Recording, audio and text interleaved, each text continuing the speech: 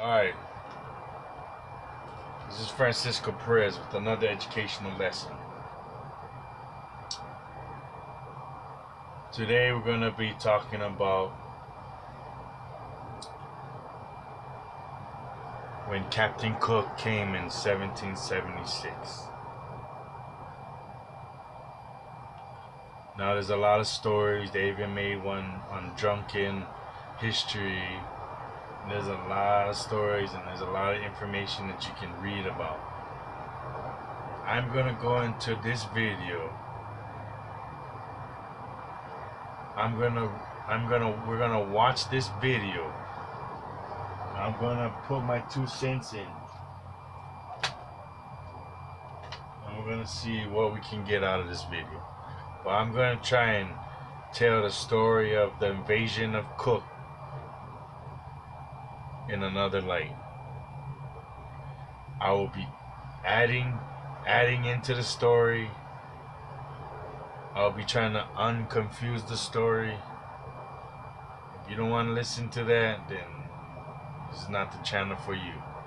But right now I'm about to go in. So if we're gonna start off, we're gonna have to start off here at Dum Diversus. Alright? Dum Diversus is a papal bull issued on June 18th, 1452 by Pope Nicholas V. It is authorized Alfonso V of Portugal to conquer Saracens and pagans. Saracens would be like the Muslims, and pagans meaning American Indians, Polynesian Indians, Asian Indians,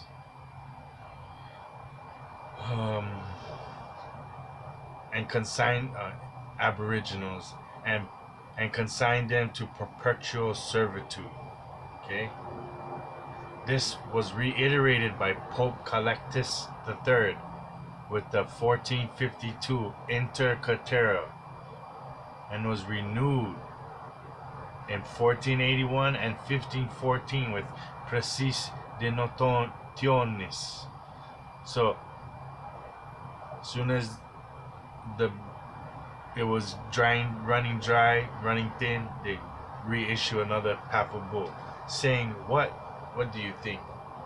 Let's go and see what it said. What was the content?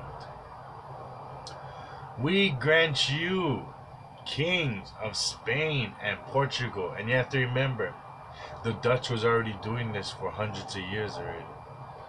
By these present documents, with our apostolic authority, the Spanish and the Portuguese was already doing this. They just asked the Pope to make it legal with this papal bull, which has got you enslaved to this day. Okay? We grant you, kings of Spain and Portugal, by these present documents, with our apostolic authority, full and free permission to invade, full and free permission to search out, full and free permission to capture, subjugate the Muslims and the Indians throughout the Aboriginals throughout the world. Any who are unbelievers of, which is enemies of Christ, wherever they may be, as well as their kingdoms. So they know we had kingdoms, duchies, counties, principalities, and any other property, and reduce them to persons into perpetual servitude. Today, do we own everything? Do we own everything? Do we run all the businesses? Are we running all the government? Do we have a lot of land? Do we work jobs that are bosses only? Or are we really in perpetual servitude? Now this started off in America. To you, American Indians are Mongoloid Indians. But in reality, American Indians looked like this. I mean, don't get me wrong. I've never said that Mongoloids were not in America. I'm just saying that a lot of the tribes that they claim is their tribes today are not their tribes, and they actually signed into the tribes through paperwork and had eventually usurped the roles as the tribes. And I'm not saying they were never there. I never did say that. I said that they were in certain regions. And when the Europeans came here, the first ones they seen were Aboriginals that looked like me and other Negroes, Afro peoples, with Afro hair that defy gravity, springy to woolly. See, if you watch Minister Inky, he'll show you that it's the same type of hair. It's just a different grade. See, there's another type of Afro. But when you see the springy, super curly, and then the woolly are springs as well, but they're more tight, are a tighter spring. So it's the same type of hair, just a different grade. So all throughout America, there was different grades of Afros. And there were even straight-haired Afro, so-called black people, as well as Mongoloid people. But what I'm going to show you are some pictures of some Indians. And this is going to lead up into my people, who also are in America, but my mother's people are what we're doing right now in Hawaii. So this is the king of the Aztecs, Montezuma. He looks like a lot of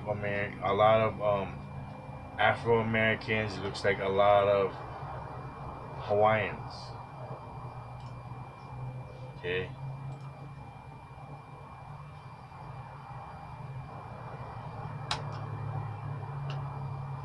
If they're giving control back of it. Okay, so if you scroll here, look, they're dancing hula around here with Hawaiian I mean, these pictures alone, if you're Hawaiian, you can see it, you'll be like, wow, this is the Florida King. Look at the boxing they did.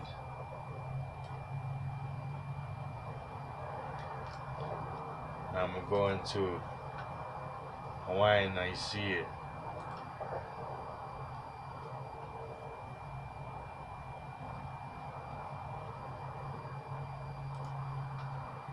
So this was the phenotype of the people. So enough of that. Let's get into it. That was a long one. They are crack warriors in a land dedicated to war. Warfare had been going on for centuries. Relentlessly drilled to break every bone in their enemy's body. People were killed, literally beaten to death. Their weapons are crude, but deadly. If you want to kill somebody with a stone axe, you need to be very strong. Now these Stone Age special forces are about to come up against the modern world.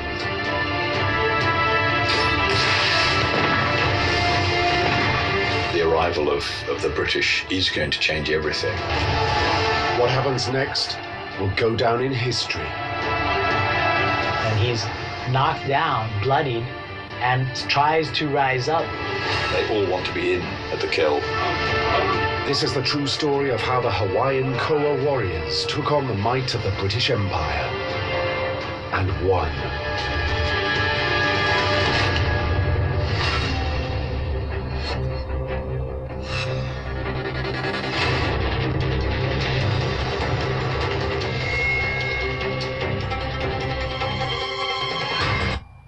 Alright, now what is a Koa warrior?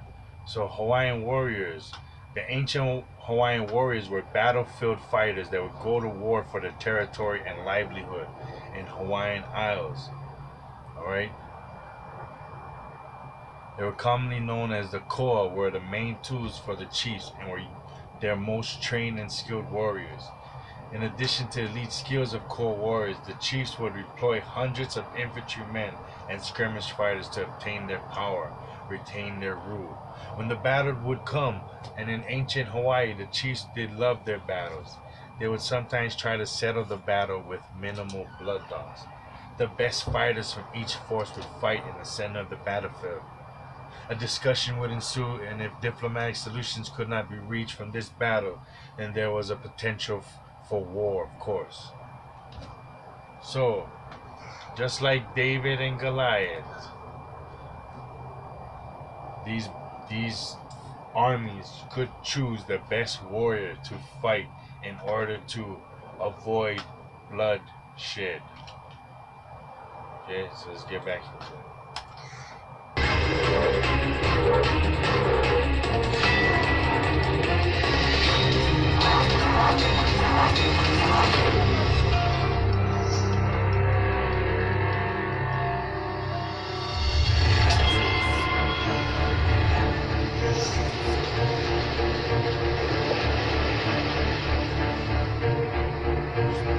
Two Royal Navy ships. Position 19 degrees north, 155.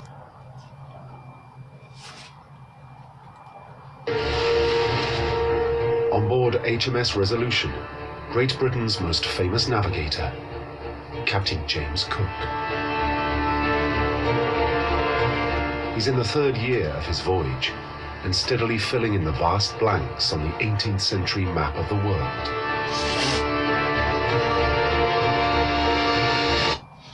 So they went to America, took out the Afro-Asiatic people of America, then came here. I can prove to you Captain Cook is a Freemason,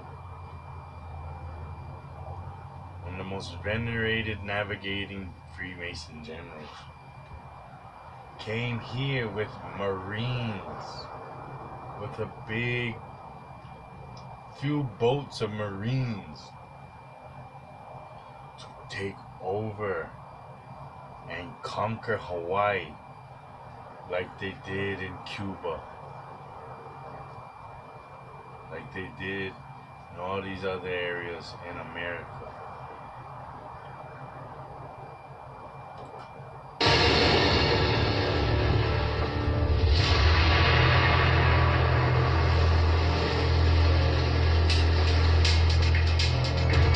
A few degrees south of the Tropic of Cancer, land is spotted.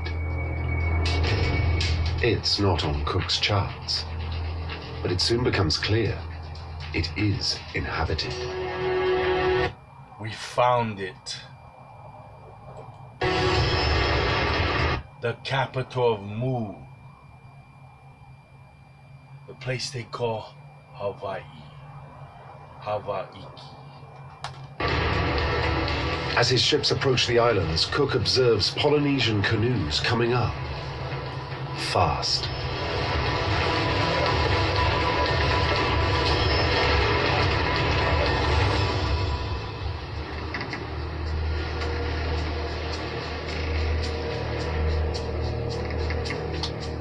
But the islanders bring gifts. They want trade, not war. Cook honors their chief, but it's the man standing next to him that really catches his attention. His name is Kamehameha. Kamehameha creates an impression because he's clearly a little bit different to the others.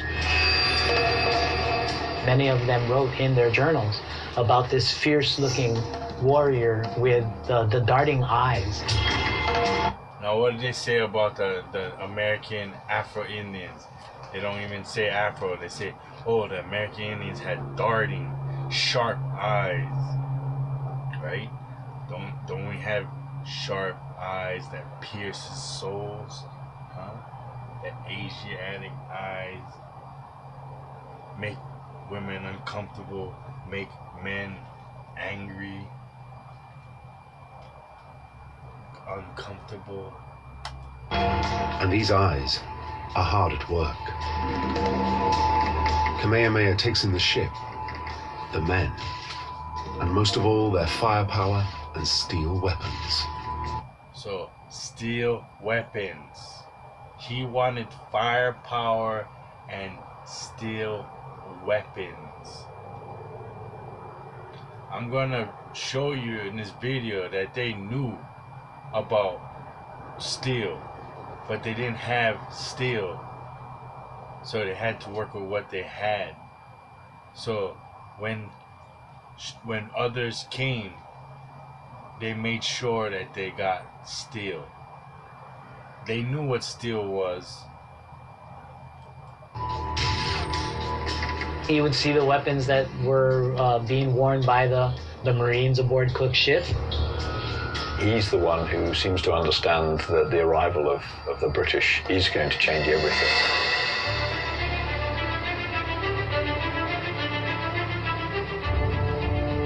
Cook and Kamehameha will meet again. Cook's state-of-the-art force and Kamehameha's So he's saying Cook had a state-of-the-art force, and he came and he left, and they're gonna meet again. So this is like a scouting.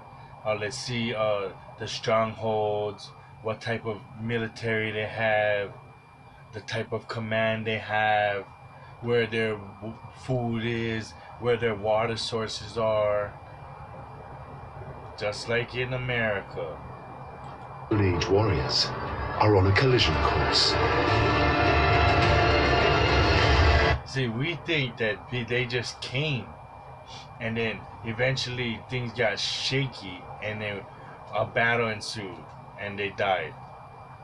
But that's not what happened. They came there, good tidings, just like Columbus did. Oh, I'm not gonna harm you. It's okay. It's okay.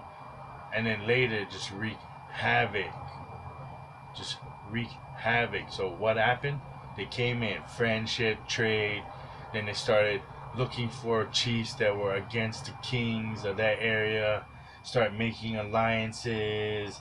Start planning people to murder off, to take out the power structure.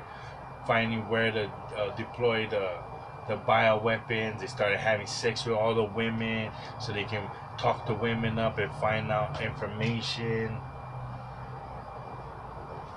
This is what's happening, and this is what's gonna be said but not said. And if you read books about the colonization of America, you will see the correlations. These are military tactics. Everyone have used these type of tactics in military, especially them. And for one side, it will end in disaster. So if Cook didn't die, then Hawaii would have been overthrown in 1776. It would have started with Big Island. They would have took the biggest island, made a military stronghold there, and would have worked down the chain.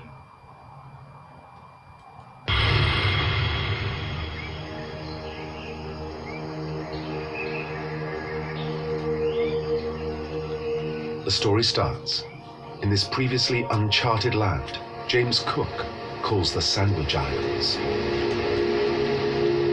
Kamehameha and his warriors use the name we know it by today, Hawaii. To outsiders like Cook, Hawaii may seem like a tropical paradise. But cut off from the rest of the world, this society has become dominated by armed conflict.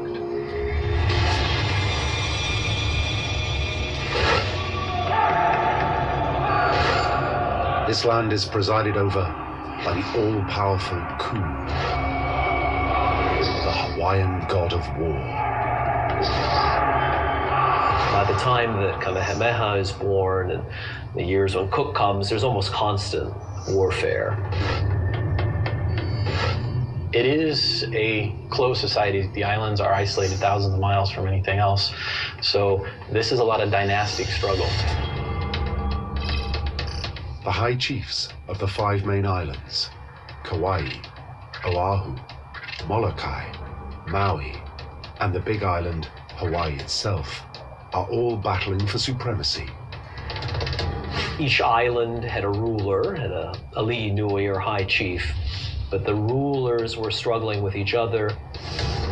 There's a chief, there's somebody who's in overall charge, there's a priestly class who have authority over things beyond the natural, there's a warrior elite.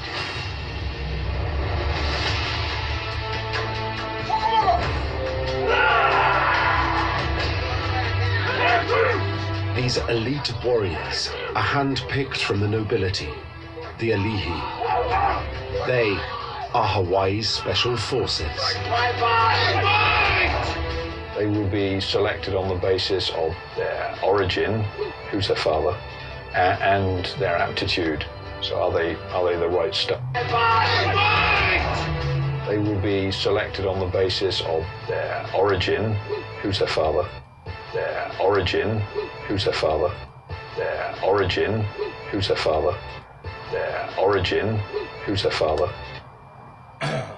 Today, in the Israel people, the people of Israel, they go by matrilineal. They go by your mother. If your mother's Afro-Asian, then if your mother, they don't say Afro-Asian. If your mother is in Israel, is from Israel, then you're in Israel. The Hawaiians, they've been told that it went by your mother. Everything went by your mother.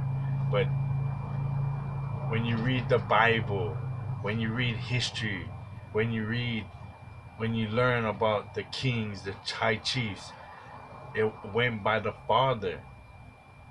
But we're being told today it's by the mother. And their aptitude. So are they the right stuff to make warriors? Their origin, who's their father, and their aptitude. So are they the right stuff to make warriors? They are both the chief's personal bodyguard and his champions in battle. They are called the Koa Warriors.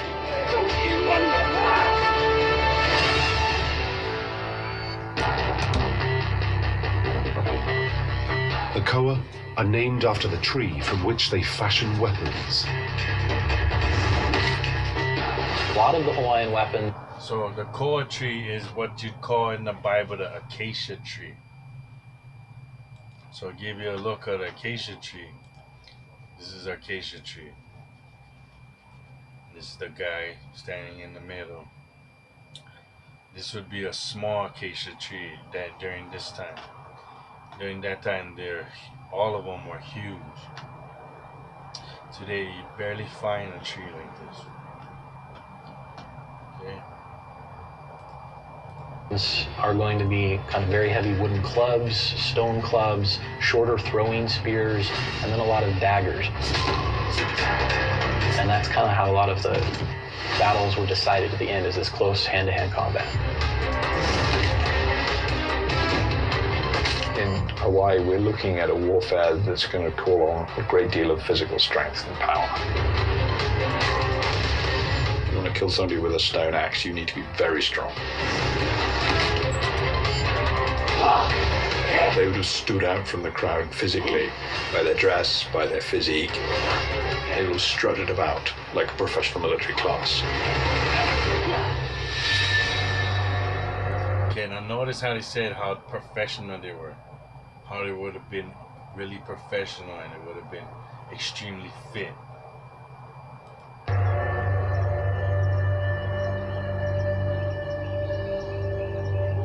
But Koa warriors are not simply mindless killing machines. They fight to gain a sacred substance they call mana. It's probably most Spiritual easily defined power. as spiritual energy or spiritual power. It's like a life force or, life essence. Everything to my people was spiritual. Everything. They intertwined their whole life into spiritual. Even to agriculture, everything was spiritual.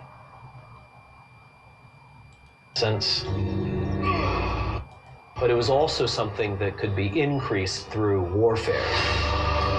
Mana is gained by victory on the battlefield. One of the features of Hawaiian fighting would have been not only to increase your mana, but to insult or to challenge your opponents as well, and to reduce their status through warfare. Defeat in battle leads to an instant loss of mana. If they fail in war, they will lose their status, and they could be reduced to slavery. So they need to be very good. No, isn't this happening all throughout the Bible? Right? Losing battles, reduced to slavery. See, when you look at the people in the Bible who are Afro-Asiatic, they make them seem like European, but in actuality, they actually acted Aboriginal. And it's a book about Aboriginals.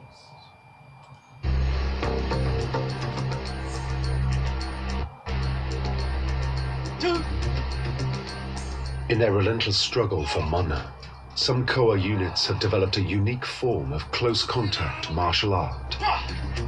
They call it lua. Now, like I told you, we brought a martial arts from a homeland, from a land that we came from. Whichever land that may be, we had brought this martial arts, which included bear and tiger moves. But It's the art of bone breaking, and this is one practitioner.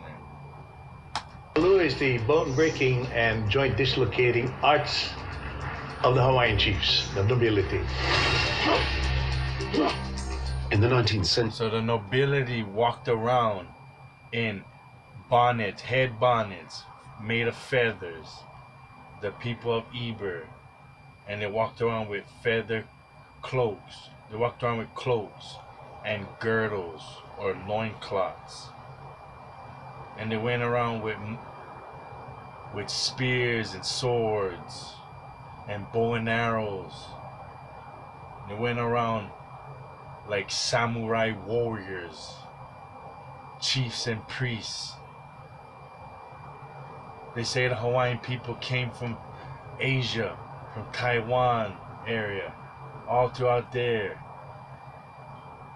They talk about this people called the Jaman people, an Afro-Asiatic people that was in Japan, who are the first samurai who taught the Japanese and who was eventually overthrown by the Japanese. And the mixtures of them and the Japanese created the Anu people. The Anu people today, the Anu people look like a lot of the Hawaiian descendants of today. the violent art of lua was suppressed and went underground. Today, its secrets are being passed on to a new generation by a handful of grandmasters, such as Mitchell Eli. Strike to the neck. We'd like to demonstrate for you now the fighting art of the lua. Akakau. There's the break of the little finger. Then the thumb. Dislocation of the wrist. Breaking of the elbow. And finally, dislocation of the shoulder.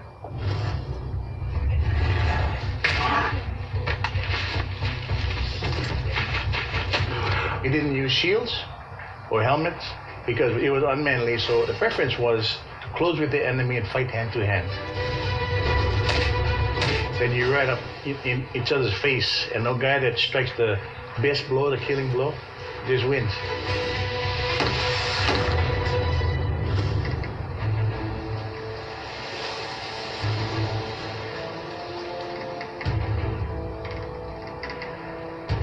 One man is to become the most celebrated Koa warrior of them all. Kamehameha, the man who stood out on Cook's ship. Legend has it that this man was destined for greatness. It was dictated from birth.